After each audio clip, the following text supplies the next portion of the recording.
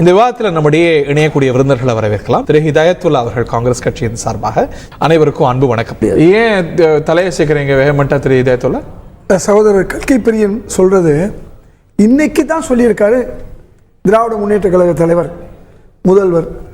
நாளைக்கு என்ன நடக்குங்கிறது தெரியாது. நாளைக்கு ஓபிஎஸும் எடப்பாடி பழனிசாமி ஒன்று சேருவாங்கிறதுலாம் நினச்சி பார்க்குற விஷயம் அல்ல. அல்லது பாஜகவும் அதிமுகவும் கூட்டணி சேரும்போதுதான் வேற விஷயம். இன்றைக்கு முதல்வர் சொன்னதில்லை, நேரத்தில் என்ன நடக்குது அதைத்தான் நம்ம சிந்திக்கணும். ரொம்ப சிம்பிள்.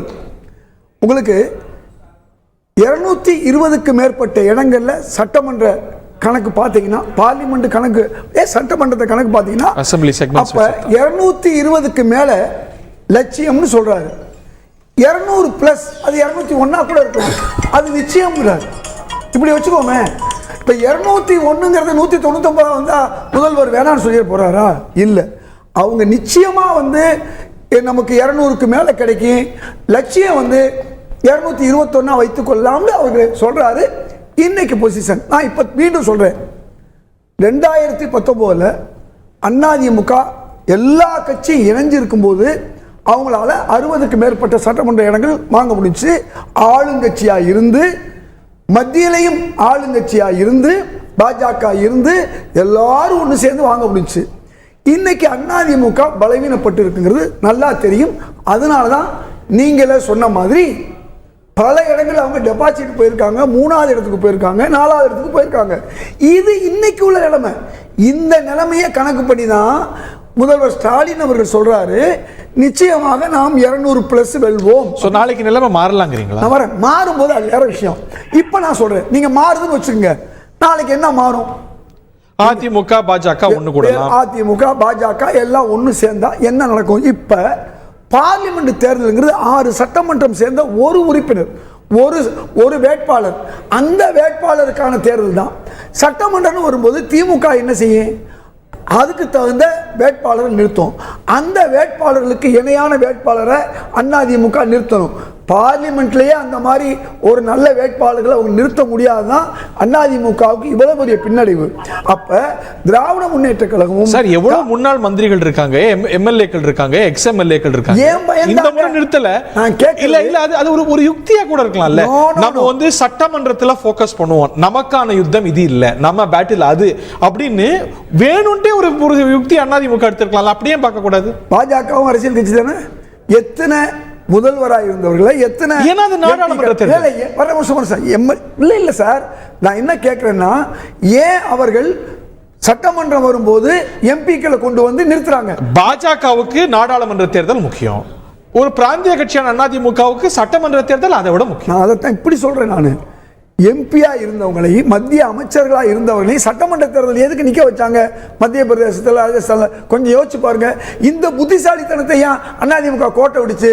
அது ராமன் பின் செல்ல விதி முன் சென்றது மாதிரி அதிமுக தனக்கு தானே சூடு வச்சு அங்க இருந்த முன்னாள் மந்திரிகள், முன்னாள் எம்பிக்கள் சட்டமன்ற இந்த பார்லிமெண்ட் தேர்தலில் நிக்க மறுத்துட்டாங்க. நிக்கல. ஏன்னா அதிமுக பழைய அதிமுக இல்ல, பலவீனப்பட்டிருக்கு. இன்னைக்கு இலை, அதாவது சின்னம் எல்லாம் ஒரு பெரிய விஷயம் இல்ல. ஒரு சீமானுக்கு இதே திரு அண்ணாமலையால் இது அவருடைய பழைய சின்னம் வழங்கப்படும். நான் ராமர் கோயில சத்தியம் பண்றேன்னு அவரே சொல்லியிருக்காரு. அப்படி இருக்கும்போது இன்னைக்கு என்ன நிலை மாறி போச்சு? இனிமே பலாப்பழத்துக்கு பாத்தீங்கல்ல 30% மேல வருது. அதாவது என்ன ஆச்சுன்னு சொன்னா, சின்னம் இல்லாம ஆக்குனவரை இப்ப மாநில அங்கீகாரம் பெற்ற கட்சியாக திரு அண்ணாமலை சீமான் கட்சி ஆக்கியிருக்காரு. ரொம்ப சிம்பிளுங்க. அவங்க எல்லாம் சேர்ந்து அவருக்கு இதை ஒதுக்கல, சின்னத்தை ஒதுக்கல. இன்னைக்கு அவங்களுக்கு சின்னம் தானாவே கிடைக்கிற நிலைமை வந்திருக்கு. அவர் ஒதுக்கல. இல்ல, நல்லா புரிஞ்சு கொள்ளுங்க. திரு அண்ணாமலைக்கு நண்பரை கொண்டு போய் தேர்தலுடைய பொறுப்பாளராக போடுறாங்க கோயம்புத்தூர்ல. மற்ற எல்லாருக்கும் கிடைக்குது. யாருக்கு கிடைக்குது? ஜி.கே. வாசன் கட்சி கிடைக்குது, கேட்கறது தினகரனுக்கு கிடைக்குது, எல்லாருக்கும் கிடைக்குது. ஏன் நீங்க சீமானு கிடைக்கல? அப்ப நீங்க செஞ்ச தப்பு. அப்ப அதுக்கு மக்கள் வேற முடிவு எடுக்கிறாங்க. அது மாதிரி இந்த அதிமுக நாளைக்கு நின்றா நிச்சயமாக அவர்கள் 5-10 சீட்டு கூட பெற முடியாது. இதுதான் இன்றைய அதிமுகவிலே பாஜக அதிமுக ரெண்டு பேருக்கும் பதில் தமிழ்நாட்டை பொறுத்த மட்டும் மோடியா ராகுலா யார் பிரதமர் கேண்டிடேட் அப்படின்னா தமிழ்நாட்டு மக்கள் ராகுலுக்கு தான் ஓட்டு போட்டிருக்காங்க. ஆனா ராகுல் எங்க ப்ரொஜெக்ட் பண்ணாங்க? ப்ரொஜெக்ட் பண்ணவே மாட்டாங்க. டெல்லி ஏற்கனவே முதல்வர் ஸ்டாலின் ப்ரொஜெக்ட் பண்ணாரு. நீங்க கடந்த தேர்தல்ல இந்தியாவுல முதல் முறையாக டாக்டர் அன்டியூ கிரெடிட் கொடுக்கறாங்களா? அவர் அன்னைக்கே சொல்லிட்டாரு. இன்னைக்கு சொல்றேன், திரு ராகுல் காந்தியை வந்து எதிர்க்கக்கூடிய நிலையில முதல்வர் இல்ல, அவரைத்தான் நம்புறாரு. அகில இந்திய அளவுல வந்து ராகுல் காந்தி தான் நல்ல தலைவர்ங்கிறத முதல்வர் தீர்மானிச்சத 2019லயே ஏற்கனவே சொல்லிட்டாரு. இப்போ காங்கிரஸ் இப்ப சொல்ல வேண்டிய இந்தியா கூட்டணி அன்னைக்கு நின்றது காங்கிரஸ் தனியா நிற்கும் போது தமிழக முதல்வர் சொன்னார். இன்றைக்கு இந்தியா கூட்டணி என்பது சொல்லக்கூடாது என்பது ஒரு அப்படிங்கிறார். இல்ல, அதாவது காங்கிரஸ்காரங்களுக்கு ஒரு வெக்கமா இருக்கு, ராகுல் காந்திக்கு செல்வாக்கு இருக்கு நீங்க சொல்றதுக்கு. அவங்களே பயப்படுறாங்க. ஆக்சுவலா உண்மையிலேயே சொல்றேன், நீங்க கொஞ்சம் தைரியமா பேசுங்க. கொஞ்சம் பேசாதீங்க, கொஞ்சம் இருங்க. நான் சொல்றேன் பாருங்க, தமிழ்நாட்டில் பார்லிமெண்ட் எலெக்ஷன் வரும்பொழுது காங்கிரஸ் ராகுலுக்கு ஆதரவான ஒரு ஓட்டிங்க கணிசமா இருக்கு. மோடிக்கு அந்த அளவுக்கு இங்க இல்ல. மோடிக்கு அந்த அளவுக்கு இங்க இல்ல. இந்த உண்மையை பல காங்கிரஸ்காரங்க திமுக நம்மள திட்டுமோன்னு பயந்துன்னு பேசாம இருக்காங்க. சார் இவ்வளவு நேரம் மறுத்து பேசுறாங்க. நான் அப்படி சொல்லுங்க, இப்படி சொல்லுங்க, அப்படி போலங்க, இப்படி போலங்கன்றாங்க. உண்மையை ஒத்துக்கிறோம். மாநில எலெக்ஷன்ல ஸ்டாலின் ஓட்டு போடுவாங்க, திமுக ஓட்டு போடுவாங்க. இதுல ராகுலுக்கும் மத்திய எலெக்ஷன்ல பிரியனுக்கு திரும்பவும் சொல்றேன். நான் கொஞ்ச நேரத்துக்கு முன்னாடி என்ன சொன்னேன், இந்த நம்முடைய முதல்வர் ஏற்கனவே பிரதமர் வேட்பாளராக ராகுல் காந்தி அறிவிச்சிருக்காரு. அவருக்கு தெரியும். இன்றைக்கு இந்தியா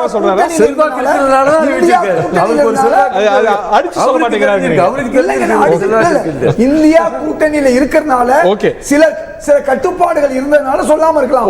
ஆனால் ரெண்டு பேரும் இணை புரியாத சகோதரர்களாக இன்னைக்கு இருக்கிறார்கள். அதாவது ரைட்ஃபுல் கிரெடிட்டா அன்டியூ கிரெடிட்டா? இது இந்தியா கூட்டணிக்கான வெற்றி. தமிழ்நாட்டில் இந்தியா கூட்டணியுடைய தலைமை திராவிட முன்னேற்ற கழகம் தான் தாங்கி. ராகுல் ஃபேக்டர் ரொம்ப கணிசமா இருக்கு. ராகுல் ஃபேக்டரும் இருந்துச்சு, எங்களுடைய தலைவர் ஃபேக்டரும் இருந்துச்சு. அதாவது இந்தியா கூட்டணிக்கான ஃபேக்டர் அதுதான். அதனால வந்து ராகுலுக்கு அதிகமா எங்க தலைவருக்கு அதிகமான்ற விவாதத்தை நாங்க வந்து கூட்டணிக்கான ஒரு கிரெடிபிலிட்டி, கூட்டணிக்கான வெற்றியா தான் பார்க்கணும். இதுல பிரிச்சு பார்க்க வேண்டிய ஒரு அவசியமே கிடையாது. முக்கியமான விஷயம் நல்லா தெரிஞ்சுங்க. திண்டுக்கல்ல 5-6 லட்சம் வாக்குகள் வெற்றி பெற்ற இடத்துல திராவிட முன்னேற்ற கழகம் என்ன செஞ்சு தான் நிக்காம தோழமை கட்சியாக கம்யூனிஸ்ட் கட்சி கொடுக்குது. எங்கே குறைந்த வாக்குகள் நாம ஜெயிப்போம்னு நினைச்ச கோயம்புத்தூர்ல இதே திராவிட முன்னேற்ற கழக தலைவர் என்ன செய்தாரு, திமுக இது மாதிரி கூட்டணி அரவணைச்சு போறக்கூடிய ஒரு வேலையை தமிழக முதல்வர் செஞ்சாரு. இந்த மாதிரி வேலையை அதிமுகவும் செய்யல, பாஜகவும் செய்யல. ஒரே நிமிஷம், இருவருக்கும் கருத்து இருக்கு. Taking a break. போனது யாரு? 2014 பாஜக 2 சீட்டு, 2019 பாஜக கூட்டணி 1 சீட்டு, 2024 நோ சீட்டு. காணாம போனது நீ. தமிழ்நாட்டுக்கு வந்தோம். இதுவரை பேசாத பிரதமர் அந்த அல்ல சொல்றேன். அதனால ஹரி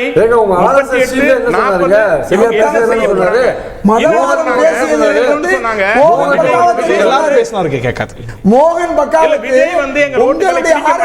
தலைவர் குற்றச்சாட்டு வச்சாச்சு.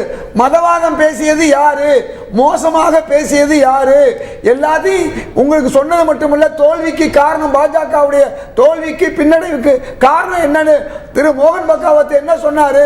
நாங்க சொல்லல, நீங்க சொல்றது போறா உங்க மேல உங்களுடைய இயக்கத்தை சார்ந்த RSS உடைய தலைவர் பேசியிருக்காரு. மதத்தை குறிப்பிட்டு பேசியது திரு மோகன் பகாவத் சொல்லி நாராஜ். அதுதான் ஜனநாயகம். அந்த ஜனநாயகம் பாஜகவில் இருக்கிறது. அந்த ஜனநாயகம் பாஜகவில் இருக்கிறது. அது காங்கிரஸ் ஒத்துக்கிறீங்களா? உங்களுடைய தலைமை நேர்காணத்திலிருந்து ஒரு மதத்தை அவமானப்படுத்தி பேசினது, அலட்சியப்படுத்தி பேசினது, அதாவது தாலி மங்கள் சூத்ராவை கேவலமா பேசினது, இந்து மக்கள் 2ஆம் தர குடிமக்களாக ஆகியுள்ளார் கேவலமா பேசினது, இந்து மதம் தடை செய்யப்படும் மோடி அவர்கள் பேசினது, இவையெல்லாம் யார் பேசினது? மோடி அவர்கள் தான் பேசினாரு.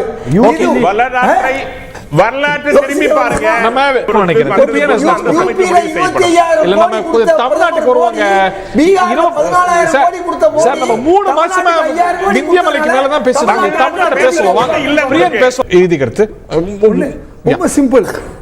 பாஜக வாங்கிய வாக்குகள் பெரும்பாலும் பாஜகவுடைய வாக்குகள் அல்ல. பிற வாக்குகளை கழிச்சு பார்த்தா பாஜகவுக்கு பழைய 2% வாக்கு தான். மீண்டும் சொல்றேன், இதே சிபிஆர் அவர்கள் கோயம்புத்தூர்ல அவர் பெற்ற சதவீதம் 33%. இன்னைக்கு இவ்வளவு பலம் இருந்தும் திரு அண்ணாமலை பெற்றது வெறும் 32. பிரியன் அவர்கள் சொன்னது மாதிரி பாஜக 4 எம்எல்ஏக்கள் பெற்ற அந்த தொகுதிகளிலும் மிகப்பெரிய இழப்பை சந்தித்திருக்கிறது. அது மட்டுமல்ல, காங்கிரஸ் 9 இடங்களில் பெற்ற அந்த வாக்கு சதவீதத்தை தான் 24 இடங்களிலே பாஜக பெற்றிருக்கிறது. அப்ப ஒட்டுமொத்தமா பார்த்தா பாஜகவுக்கு சொந்த செல்வாக்கு பழைய 2-3% ஒழிய நீங்க ஒவ்வொரு சாதி கட்சி, யாதவருடைய சாதி கட்சி அவங்களுக்கு கிடைச்சிச்சு, அதே மாதிரி முதலியாருடைய கட்சி கிடைச்சி, எப்படி எல்லா தலைவருடைய கட்சியும் உங்களுக்கு கிடைச்சிச்சு. அதை வைத்துக்கொண்டு எங்க ஓட்டு நீங்க சொன்னீங்கன்னா ஏமாந்துருவீங்க. முடிஞ்சா விக்கிரவாண்டியில நின்று பாருங்க, தனியா நிக்கிறாங்களா அவங்க கூட்டணியில? அல்ல, கூட்டணி பாங்க, தனியா நிக்கட்டும். அவங்களுக்கு எவ்வளவு வாக்கு என்பது விக்கிரவாண்டியில தெரியும். நீங்க நிக்கலாம் விக்கிரவாண்டியில. நான் சொல்லலையே, எங்க வாக்கு, நாங்க கூட்டணி பலம் தான் நாங்க பலங்குறோம். இந்த கூட்டணி தான் வெற்றி பெறுகிறோம். இந்த கூட்டணி இன்டாக்ட் ஆயிருக்கு. நாளைக்கு விஜய் வந்தாலும் சரி, வேற தலைவர் இருந்தாலும் சரி, என்ன நடக்கும்? திமுக கூட்டணி ஓட்டு தொடரும். ஆனா அது மாதிரி காங்கிரஸ் திமுகவுடைய ஓட்டை வைத்துக் கொண்டு இல்ல, அதான் சொல்றேன். நீங்க அதாவது திமுகவுடைய ஓட்டை வெற்றி பெற்ற காங்கிரஸ் கட்சி பேசுவது ரொம்ப வினோதமா இருக்கிறது. பல்வேறு பகுதிகளில் சமுதாய கூட்டணி ஒருங்கிணைத்து கூட்டணி இருந்தனாலதான் நாங்க திமுக தான் பார்ப்போம்.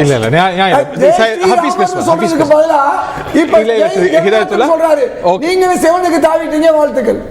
2 வருஷம் நீண்ட காலம், அரசியல்ல 1 வாரமே நீண்ட காலம் அப்படின்னு பார்க்கும்போது, ஆனா அதற்கான வியூகங்களை அமைக்க ஆரம்பிச்சுட்டாங்க. அதை நோக்கி தமிழக அரசியல் களம் பயணிக்க தொடங்கி விட்டது அப்படிங்கிறது தான் இந்த ஸ்டேட்மெண்ட்ஸ்ல நமக்கு கிடைக்கக்கூடிய புரிதல். நிகழ்ச்சியில பங்கு கொண்ட விருந்தினர்கள், பார்த்தினர்களுக்கு நன்றி, வணக்கம்.